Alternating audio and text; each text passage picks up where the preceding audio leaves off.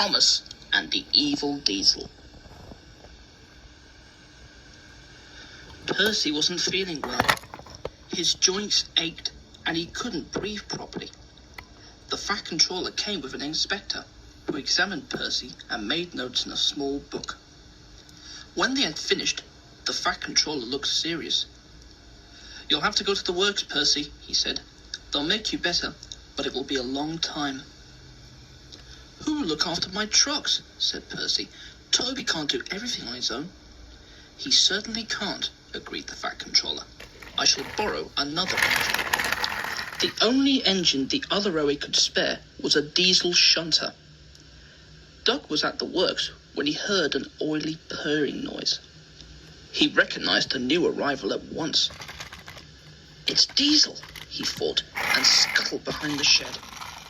"What's he come back for?" he said crossly. "The Fat Controller sent him away in disgrace." The Fat Controller was cross too, but he needed another engine, and Diesel was the only one available. When Diesel reached the junction, Thomas was waiting with Annie and Clarabelle. "Hello," said Thomas suspiciously. "You've come to help Toby, I suppose. Well, no tricks, mind." Diesel looked pained. "Tricks? What, me?" he asked smoothly. "I'm just delighted to be of assistance to you really useful engines again." "Good," replied Thomas shortly. "I'll believe that when I see it." Diesel pulled some trucks carefully to Farquhar, where Toby met him. "Oh," he said, "it's you, is it? Well, do your shunting, please, and then take these stone trucks to the harbour." Thomas and Toby made it clear to Diesel that they would stand no nonsense. Diesel listened, purring quietly. "Yes, Thomas," he said smoothly. "I understand, Thomas. Of course, Thomas." The trucks knew that the Fat Controller wanted Diesel away for troublemaking. "Let's have some fun," they sniggered. They teased Diesel and tried to annoy him, slipping their brakes on, accidentally, on purpose. One morning, they went too far. "Here's Evil Diesel," they whispered, as he came into the yard. "Oily creature." "Yes, Thomas," they mimicked. "Of course, Thomas. Anything you say, Thomas." Diesel could stand no more. He roared furiously. "I'll teach you." He gave the line of trucks a sharp push, shooting them fast into a siding. The oldest truck, who was also the rudest, was at the front. Too late, he saw what would happen. "Woo!" he screeched. "Help!" With a loud crash, he hit the buffers. For a moment, the oldest and rudest trucks were squeezed between the buffers and the other trucks. Then both he and the buffers collapsed, and the broken pieces were pushed into the road. Diesel growled furiously as he cleared up the mess. "Come on, you. Any more nonsense and I'll squash you all flat, just like your friend." The Fat Controller was furious. "You will go back to the other railway as soon as I can arrange it," he thundered.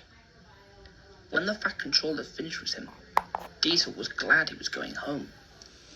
A day or two later, Daisy was running downhill when she felt something warm and wet splashing her wheels. At the next station, she felt hot and her joints were stiff. "You've lost your oil," said her driver. "Bertie will have to take your passengers." Then Thomas arrived with Annie and Clarabelle, full of people on their way home from market. Thomas started confidently up the hill, but his wheels began to slip on Daisy's oil, and he slithered to a stop. Then, "Help! Help!" he whistled. "I'm slipping back!" Near the bottom of the hill were special points to divert runaway trucks off the line.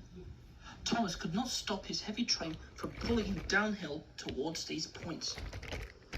Clarabelle's back wheels were directly off the line. They sank firmly into the mud, and Thomas stopped.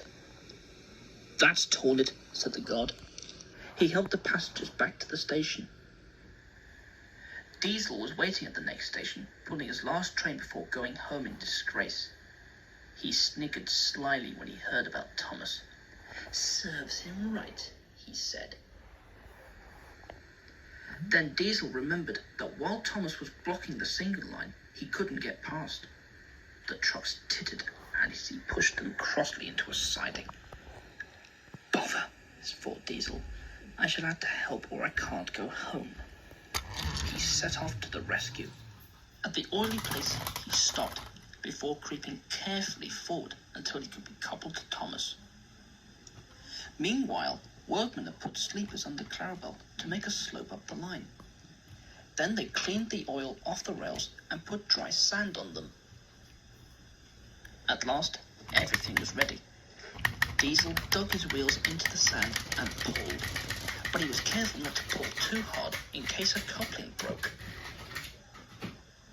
With sanded rails, Thomas could help too. The engines moved forward a little way and stopped, then a bit more, until inch by inch, Clarabelle came safely back onto the line. Clarabelle was unhurt, so they went back for the passengers. Then, using plenty of sand, both engines pulled the train up the hill. "Thank you, Diesel," said Clarabelle. "You were splendid." Diesel began to feel sorry that he was going home.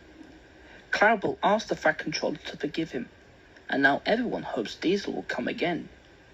Diesel hopes so too.